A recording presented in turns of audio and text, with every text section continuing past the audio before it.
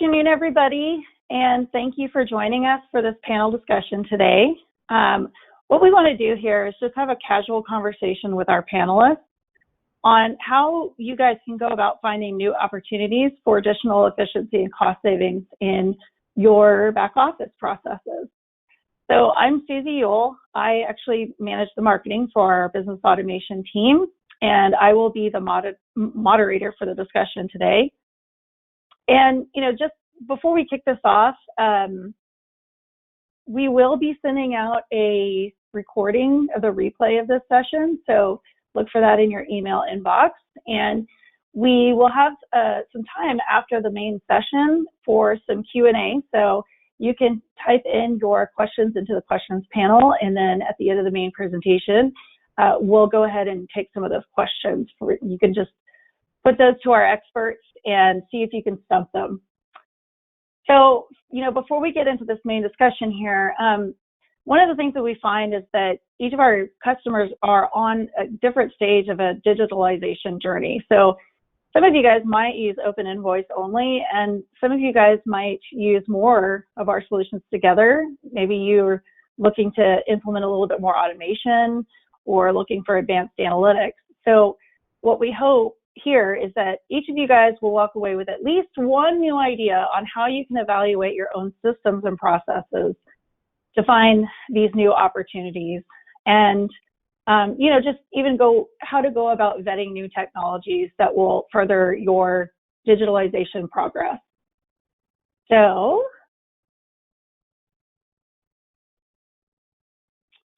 with that, I'm going to go ahead and introduce our panelists. Our first panelist is Jeff White. He's our VP of Operations. Jeff joined Enverus in 2006 as a senior project manager, earning roles with increasing responsibility, culminating in his appointment to VP of Operations in 2019. He's responsible for the leadership and direction of several departments, including project implementations, technical integrations, supplier onboarding, client advisory services, and professional services. With over 20 years of oil and gas accounting and procurement experience, Jeff's background includes roles in joint interest billing. He was a financial analyst in global supply chain management and as a senior accountant and international liaison. Our next panelist is Michael Ross. He is a senior manager on the training and consultation. Michael has been in the software and technology industry for 23 years. He joined the Open Invoice team in 2010 as a senior product manager, initially focused on workflow automation. Leveraging his prior experience as an ERP implementation consultant at IBM, Michael is now the training and consulting team leader responsible for helping clients maximize the value of their Open Invoice investments. And last but not least, of course, we have Mr. Dave Savell. He's our general manager for field ticket operations. Dave is a 33-year veteran of the oil and gas tech industry. He has held a number of roles in technology development operations, including support, sales management, marketing, and development.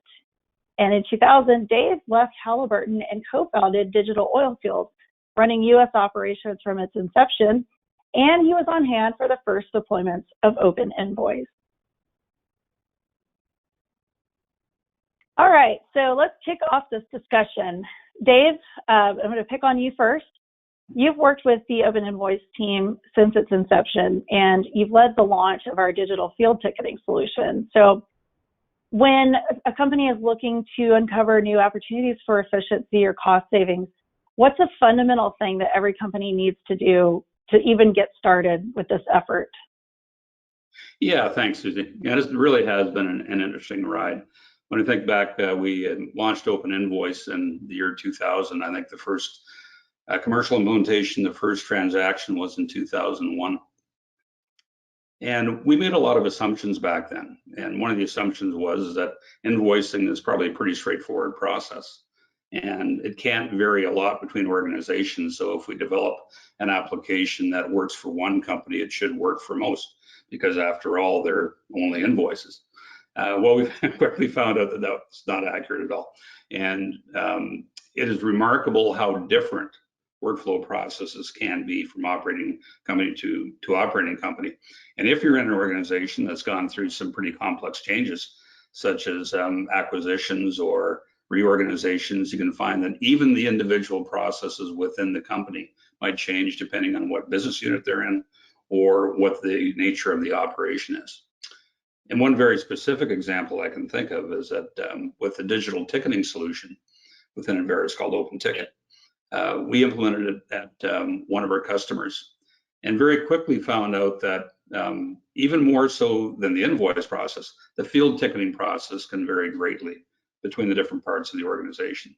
So what one company found was that an individual supplier that would send a field ticket for authorization and approval into this company, depending on what part of the company they were sending that ticket to, they could have a completely different experience from the standpoint of what data was required or how issues were resolved, what the dispute process was. So here's a poor supplier sending in a field ticket, sending in a digital field ticket for the first time, and finding that depending on if they send it to drilling and completions, they get a very different experience than if they send it to facilities.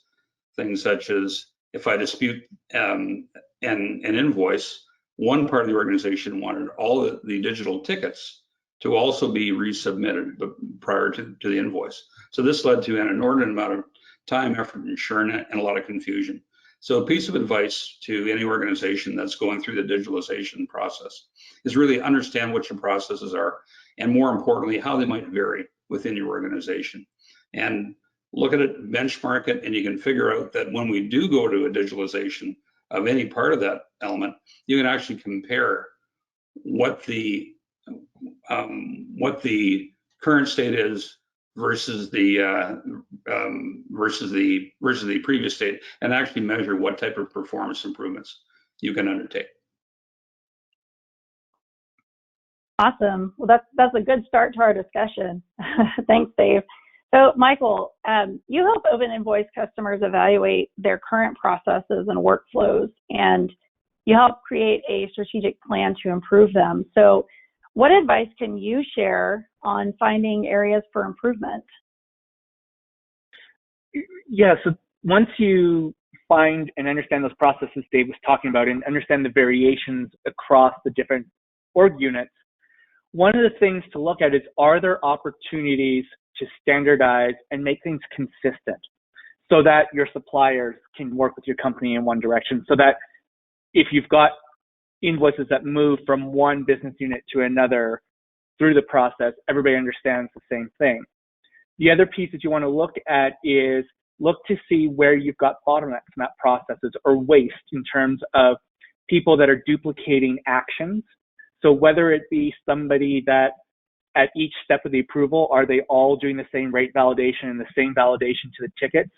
Or can you automate that by bringing in other technology and finding ways to link the invoices and programmatically resolve issues? But it's not just modifying your processes and bringing in technology. You got to make sure that your teams understand the changes, how to talk to your suppliers, and how to use the new software and the new technology. One example is a customer that I've been working with. They spent a lot of time and effort on digitizing their rate sheets, bringing in electronic rate validation, and using software that generated an alert to say whether or not the rate on the invoice was compliant with the terms that they had negotiated.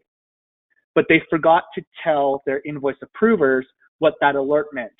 And so their invoice approvers were still doing all the manual effort to rate validate when there was a flag telling them that the supplier was compliant. So it's looking at those different kinds of steps and making sure that everybody understands exactly what you're changing and how to make the most efficient use of those changes. That is, I bet that person was really happy to learn that they did not have to do that rate validating when he didn't need to. That probably is saving him a lot of time there.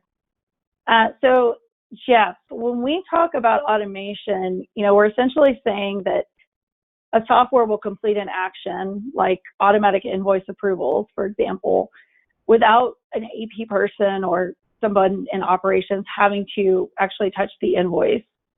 Now, while this provides huge benefits, obviously, because we're removing manual touch points, for a lot of companies, this kind of raises a concern around a loss of control. So could you speak a bit more about this concern and how we are able to avoid that loss of control in our systems?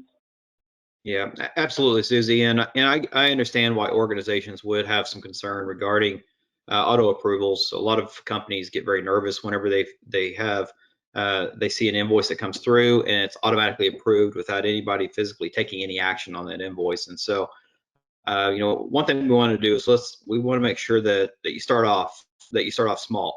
The way I like to think about it, if we think about our normal day-to-day lives, I look at some of my utility bills, or if I look at my cell phone or my internet, I know how much each one of these items cost or approximately what they cost, but I have it set up for automatic approval. As soon as that bill comes in, whenever it's due, it automatically pays. But I still go through a review process. So there are certain types of transactions that I receive in my personal life that I will go ahead and allow to auto approve and auto pay in the system. But then there's others that I want to take a little bit deeper look into the process. When we talk about the auto approval process of an invoice, we want to make sure that you can do something very similar where you focus on maybe a utility bill within your organization. But I think when we look at the actual invoice process, if you think about the number of steps or actions that take place from the time that invoice or the service has been provided or a product has been delivered, it goes through a series of different steps and touches in order to go through the checks and balances in order to approve that invoice. Every invoice must go through a validation stage. You have to look at what is the scope and the quantity on that invoice. Was that what was agreed to out in the field on a field ticket? Is the rate in compliance with any type of contractual agreement that's in place? And then a lot of times you're looking for certain types of data entry. When you think about when you're talking to your suppliers, you're asking them to populate maybe an AFE or a cost center or maybe a requisitioner on that invoice, and has to route through your organization for different types of steps, and then has to go through a financial approval process. Do individuals in your organization have the proper delegation of authority to approve that particular invoice? Each one of these steps has to go through. Some of them may go faster than others. Some of them may go through a very long, tedious process. But when we start talking about automation and how we want to build in controls, what we're suggesting is that you really want to start off with something small. Let's start off with low dollar invoices. What we would recommend is maybe think about maybe $100 invoice. Anything under $100, we'll go through a process. We'll auto approve those if certain checks and balances have taken place, and then we can go back and review those on a regular basis just to ensure everything did go through correctly. But let's make sure that we do start off small dollars. Then once you build up that confidence, you can begin to increase the dollar amount that is on each one of those invoices. Yeah, Jeff, it's interesting that you're mentioning, kind of starting off with low value invoices and automating those first. I know I've heard some statistics thrown around, on our team about the kind of the value of invoices that we see running through Open Invoice every year. I can't remember what those stats are off the top of my head. Could you share those with us? Sure. Most organizations don't realize that we process about 20 million invoice transactions through our system and about more than $150 billion of spend across about 400 different operating companies. We did an analysis earlier last year, and we wanted to go through and look at all of the invoice transactions, the spend associated with each one, and we came up with some pretty interesting information, like you mentioned, Susie. What we found out of that is that 55% of every invoice transaction that comes in is less than $1,000. And to go even further, we realized that 72% of those invoice transactions are under $5,000, and 82% of every single transactions, 82% of that 20 million transactions that go through the system are under $10,000. So what you see is that we do have a lot of very low dollar invoice transactions that take place. And again, each one of those invoices have to go through the validation, the checks and balances, the financial approval. And so if there are ways for us to automate some of those processes and allow you to start focusing on the higher dollar invoices or the more complex invoices. We want to find ways where we can do that to help provide time back to your team and to make sure that we are putting the proper controls in place. Yeah, that's over half of the invoices that we're processing in Open Invoice are low value invoices. That shows like there's a lot of potential for just reducing the workload if we were to automate everybody's approvals on their invoices less than $1,000. That's crazy. Okay, great. So move ahead here. Michael, Jeff spoke about the concern of loss and control with automation. So what are some different ways that customers are maintaining control while benefiting from automation?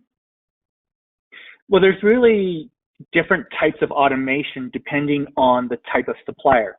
Fundamentally, we're looking at rule-based approvals, rule-based and programmatic application of compliance enforcement. But if you look at your different types of invoices, you've got overhead, utilities, they're consistent, recurring. You know what they're, Jeff talked about this, the electric bill always being about the same amount every month. So what you can do is, that's typically going to go to the same accounts in the chart of accounts, programmatically code it when it comes in, define a threshold that in the system is around what your expected amount should be each month, auto approve it if it's within that threshold, and then deal with the exceptions as they get routed. Another category of spend is around your pre-approved spend. So that's where you've got purchase orders in place. So all of your spend approval is occurring upfront when that purchase order is generated. If you then incorporate goods receipts when products are delivered, you can now generate a three-way match between your invoice, the purchase order, and the goods receipt. Again, automate coding, scope validation, and enforcement. But when that invoice comes in, if you've got a three-way match, it adheres to the receipts, it adheres to the terms of the purchase order, it's within what was pre-approved, auto approve it. Don't have somebody review it and spend time focusing on it again. And then with your LOE and your CapEx, typically you've got negotiated price agreements, you've got your digital field tickets that outline your scope and quantity. There's opportunities here to automate rate compliance enforcement by auto disputing for non-compliance. There's opportunities to review and automatically code if this product and service from this supplier for drilling AFEs are always coded the same way. Build that mapping into the system and reduce that data entry component for your team.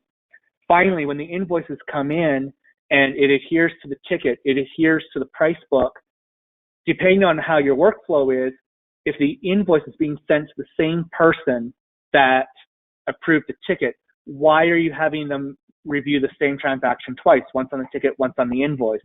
If everything matches and it's within their pre-approved dollar limits or predefined dollar limits, auto approve on their behalf. Basically, set up the system to programmatically apply the controls and change the controls based on specific suppliers and specific scenarios. It's not a one-size-fits-all solution. I really like how you've categorized what seems like a very complex process and workflow into these three categories. That's really neat. So, Michael, can you talk about some of the results that some of your customers have achieved with just maybe success metrics or, with what they've implemented in place based on what you've just covered? So working with a few of our customers, they're getting into that 40 to 50% of their invoices are touchless because they're using these different controls across the different types of invoices. And the beauty of it is once you get the program in place, you get all the rules in place and everything set up, every time you work with a new supplier to get them on digital field ticket or get them on Pricebook, for example, well, now those suppliers are eligible for the automated rules that are already in place. And every time you work with a new supplier, you can improve those metrics. So the ones that we've been working with right now, they're up at 50%, but it's starting to grow and they're starting to see even greater successes with their suppliers. I bet they are loving that. And that sounds great. All right, well, we're going to switch gears here. And so let's talk a little bit about, reporting and metrics, because oftentimes this can be something that can reveal opportunities for cost savings or efficiency improvement. So Dave, I'm going to throw this one over to you. You have worked with many operators to help them move from paper invoices and field tickets to a fully digital AP process. And one of the things that I always hear you talk about is the availability of data and how valuable this is. So could you talk a bit more about the insights available to an ops or accounting team and how this can help them uncover cost savings or efficiencies? Yeah, sure, Susie. One of the really interesting things about the digitalization of these workflow processes is that now you get access to an awful lot more information than you wouldn't have ordinarily. And if I can take you through a little bit of the world that we've learned about going through the invoice to the field ticket, is that when we first started out, we thought there was a certain number of canned reports that, again, every operator would want and like, and they'd love to have access to them. But it's like anything else. As we introduced it to our customer base, our customer base said, we want more. We want more flexibility. We want more capability. Maybe we don't want to see the reports in the format that you've given us. So we ultimately broke down and we said, okay, what we're going to do is we're going to come up with a very flexible reporting package. And that's what you see within Open Invoice and Open Ticket today. And one of the great things is that if you're not getting the right resolution of information through essentially a simple Excel spreadsheet, which is one of the formats that we support, you as a customer can certainly take that and put it into Spotfire or into more rigorous analysis tools, and you can undertake whatever type of analysis that you want to. Another thing that we've seen is that as we've gone from digital invoicing to digital field ticketing, the quality and the nature of the data has changed, because field ticket operations typically have got far more detail in it than an average invoice. You can now mine that data if you have a digital field ticket and get an awful lot more information. You can look at maintenance jobs right down to the O-ring within your field ticket if you want. And what we found is that depending on the nature of the organization, they're leveraging that reporting capability to do different things. So Concho is a case in point.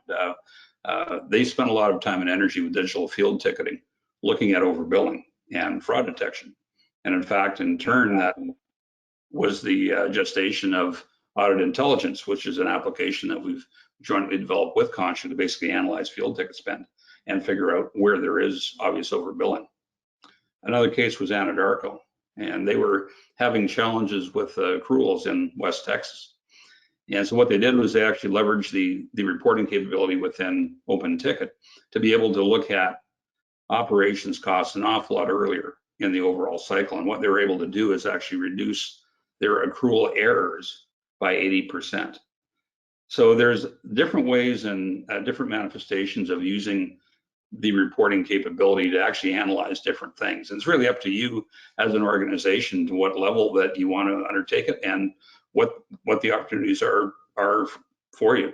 And Jeff and Michael, their teams have got a tremendous amount of experience in this. They really understand the data. They understand what some of the challenges are. And what they can do is they can also help you as an organization figure out where are the opportunities to really maximize the value of that data.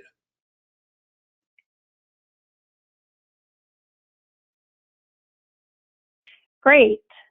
Thanks for that. Now, Michael, since you help customers understand workflows in Open Invoice solutions, maybe you could build onto what Dave said and provide examples of a couple of reports that might help our customers get a better view of efficiency in their workflows. Yeah, so it's important to just remember, you don't want to create reports just to say you've created reports and you've got metrics just for the sake of tracking metrics. You want to develop them according to your strategic goals, and the metrics are in place to show how you're performing against those goals. So there's a few different ways that you can approach this, and it really depends on what you want to accomplish each year. So your metrics might change year over year. You can use industry benchmarks to measure progress. So for example, our best-in-class open invoice price book customers have close to 90% rate validation with their price books. That lets you then, if you want to set up a goal around your price book rollout, you can set up goals around and metrics around coverage, so how many suppliers have price books, but also how accurate are the price books, because the price book is something that leads into automation. And then you can also set up goals around, let's say one of your strategic goals is to capture more early pay discounts, assuming you're a cash-rich company. Well, then you would set up metrics around how long does it take you to complete the invoice process, so your cycle time. Where are the bottlenecks? So you can start looking at each team and driving the changes necessary to get the cycle times down so you can capture those early pay discounts. If your goal is to reduce duplication of effort, so we talked a bit about earlier a person who is reviewing the field ticket and then the invoice comes in and they're reviewing that invoice.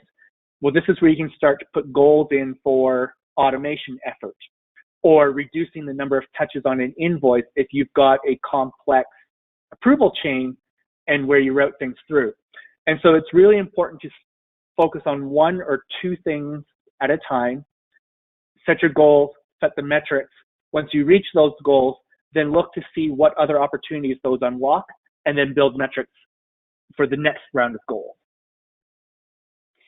Got it. So kind of based on what you and Dave have shared with us, there's a lot of options. There's a lot of different strategies that you can take. So the best thing to do is just figure out what you actually want to accomplish first, and then that should lead you to the metrics. That's really good advice. Keep it simple. All right. Excellent.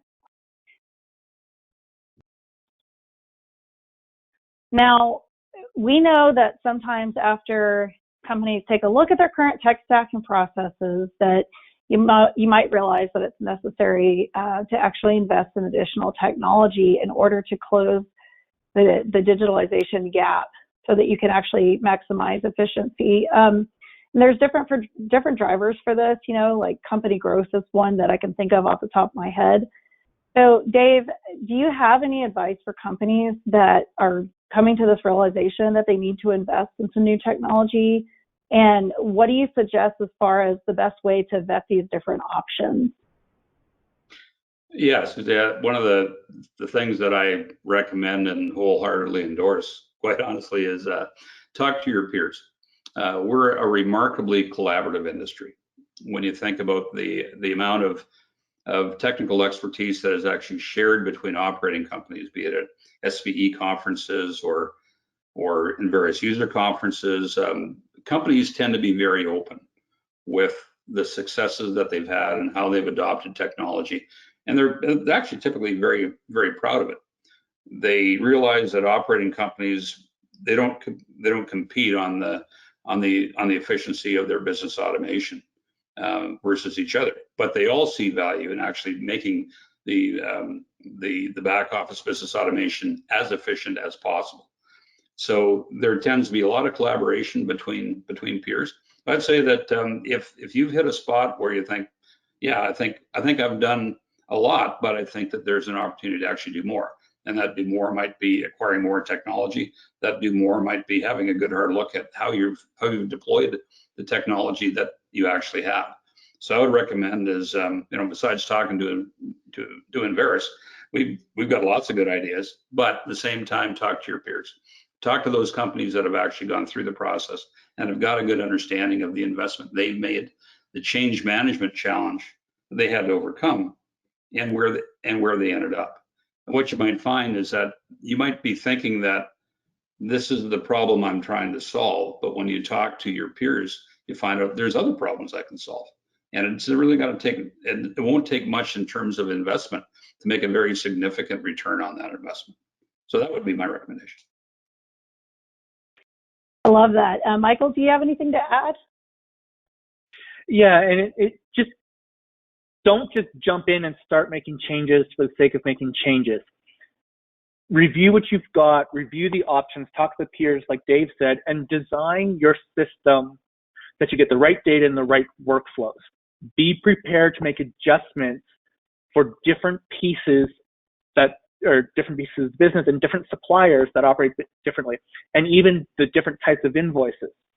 And then once you've got the right data, you got the right rules, you can start to turn on enforcement and you can adjust as necessary. And then finally, look at projects that have minimal effort needed from your collective team. So whether it be a couple of people, the small change management that provide some big wins and savings, and free up time from other areas of the company, that you can then go to those groups, use that freed up time to look at their projects and drive changes in their system. Both of those points are really great advice. I know that, Enverus is very fortunate to have amazing customers that are really excited to share their success stories with their business automation technologies.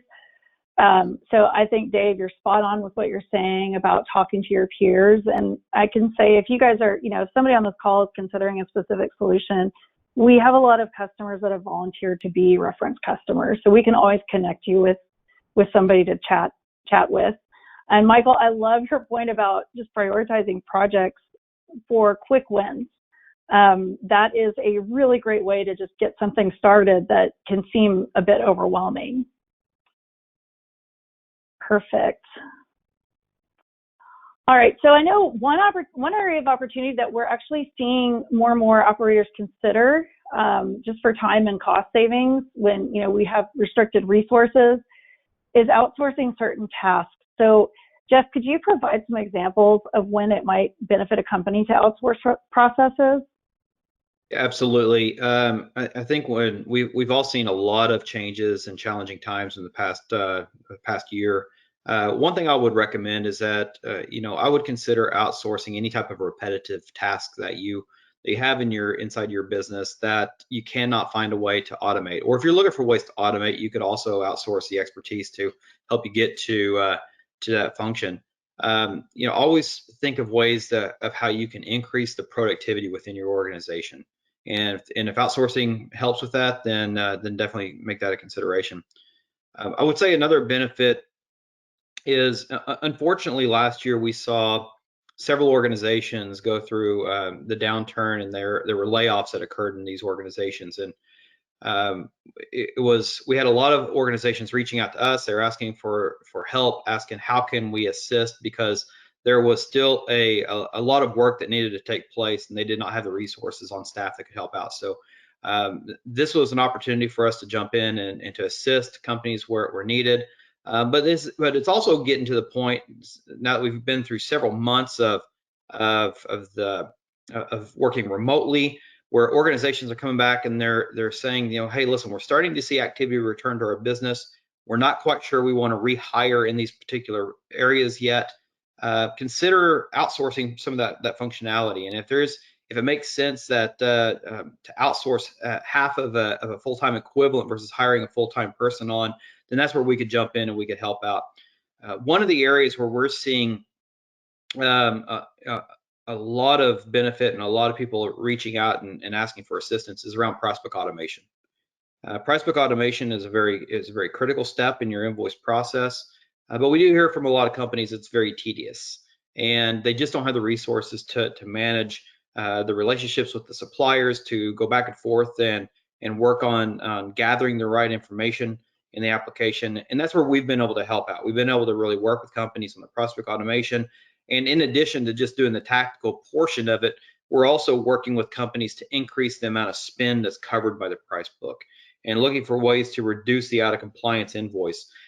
We do have the ability to go behind the scenes and work with the suppliers to review the information, how it's set up. We can work directly with their contacts. We'll still require that you do the approval process on your side when it comes to the agreeing to the pricing, but we can do all of the dirty work, try to get everything up and running on the system. There's also ways, and Michael touched on this a lot too, is if you're looking for ways to reduce the number of touches in your invoice process, all the way from the field ticket to the price book to the invoice, we have certain ways, and we can leverage some of those best practices that we've seen with our other clients.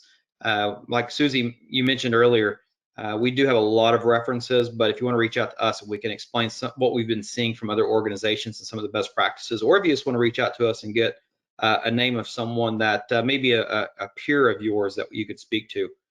And really, this could go beyond, focusing on, adding new suppliers to the network. And it really comes down to, what are your needs? Where do you need help, where it doesn't make sense to, or where you're looking for some sort of flexibility to scale up or down as needed without having to hire full-time resources onto your team. That's awesome, Jeff. Yeah, and if you guys are interested in some help with the price book administration, I'll just do a little plug for Michael Ross. He and his team, they are rock stars at helping you guys get your price book compliance and coverage up. So definitely, if you're interested in that, definitely reach out to us. So we're going to wrap up our discussion here, and we've got some key takeaways for you.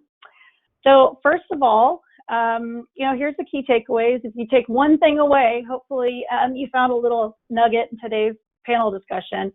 So the first one is just understand your processes, and then evaluate your processes to try to find these additional opportunities for automation or ways you can increase efficiency or find cost savings. Second part, make sure that you have access to the right metrics and reports so that you can make data-driven decisions and to improve your business. And then also you can make sure you're using metrics to track your progress towards achieving your goal, whatever that goal may be. Third, make sure to set short-term and long-term goals around your digitalization strategy. And if you want to bring some new technology on or learn about a new process, talk to your peers and choose proven solutions in the market. And then fourth, evaluate your processes and see if it might make sense for some potential outsourcing to happen, especially as Jeff mentioned, those highly repetitive manual tasks. When you free up your internal staff time by not having to do those kind of manual repetitive tasks every month or every week, then they have time to go and focus on more important things like budget forecasting or, financial reporting. So just a few key points.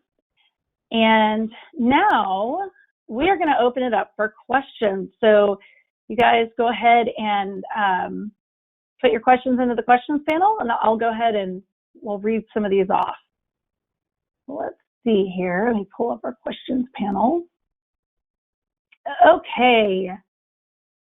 Let me pull this out where I can see it. Okay. First question, would you use an e-ticket as a goods receipt?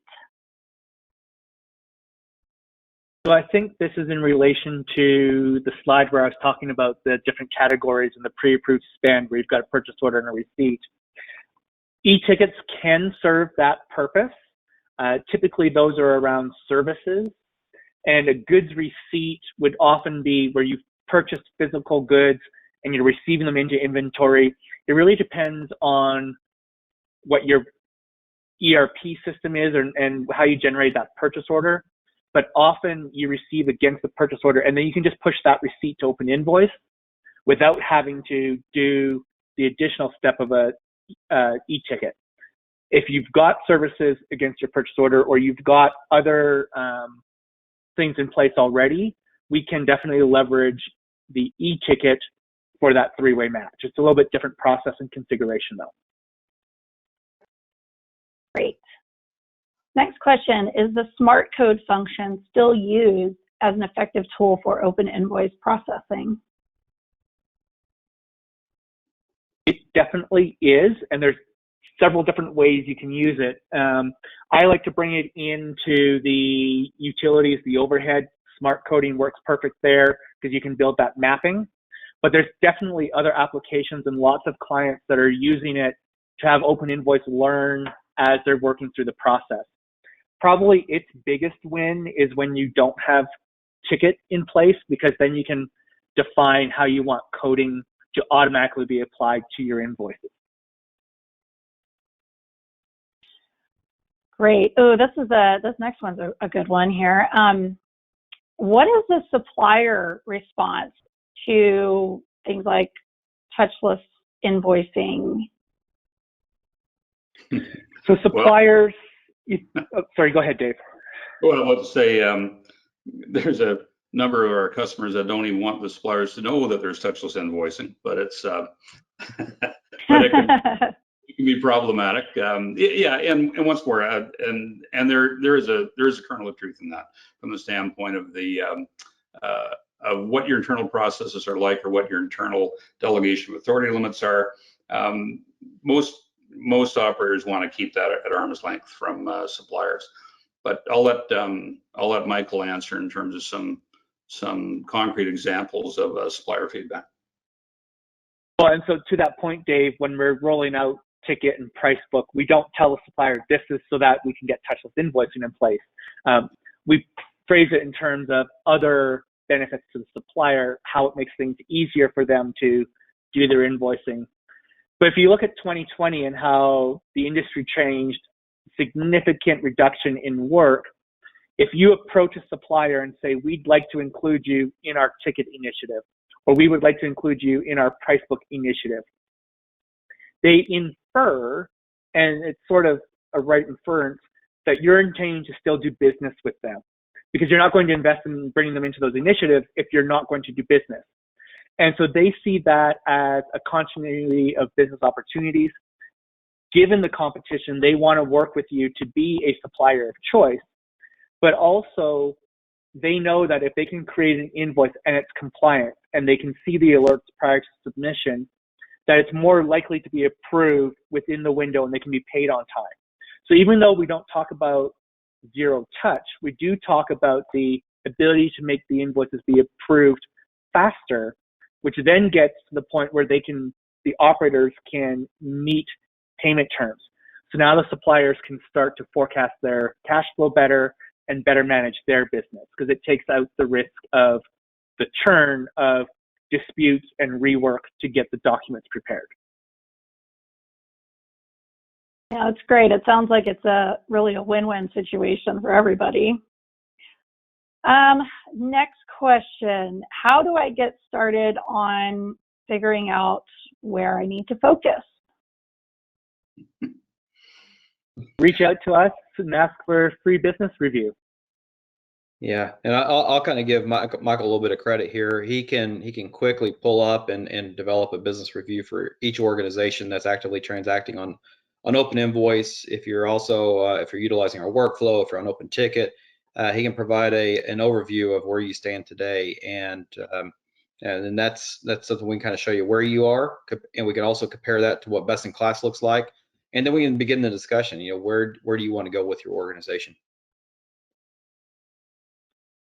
I love that. And so let's just. How should people reach out to us if they're interested in having that review? Yeah, absolutely. So what I was going to suggest is you guys can put in the chat on this webinar that you would like to be followed up with, and we can actually reach out to you. Or we also have our email address, businessdevelopment@enverus.com. You can also call us, or you can reach out to your account rep. Really, it's up to you, but we would definitely love to help you, help you guys kick off this effort. The other thing I just wanted to mention too is, we really love doing these sessions for you guys, and we really strive to provide relevant content that you can, get some value from and maybe take that back to your organization. So if you guys have any subjects of future content that you would love to hear about on a webinar, please put that into the chat now and let us know, because we would love to keep presenting you guys with valuable content. So with that, I want to thank our panelists and thank you guys for attending. I hope that you walked away with some useful nuggets of information on how you can get your processes more efficient and find those cost savings that we're all looking for. And if our panelists have nothing else to add, then I think we will conclude the webinar for today. Thanks, Susie. Thanks everybody for joining us. Talk to you soon. Thank you. Bye-bye. Thank you.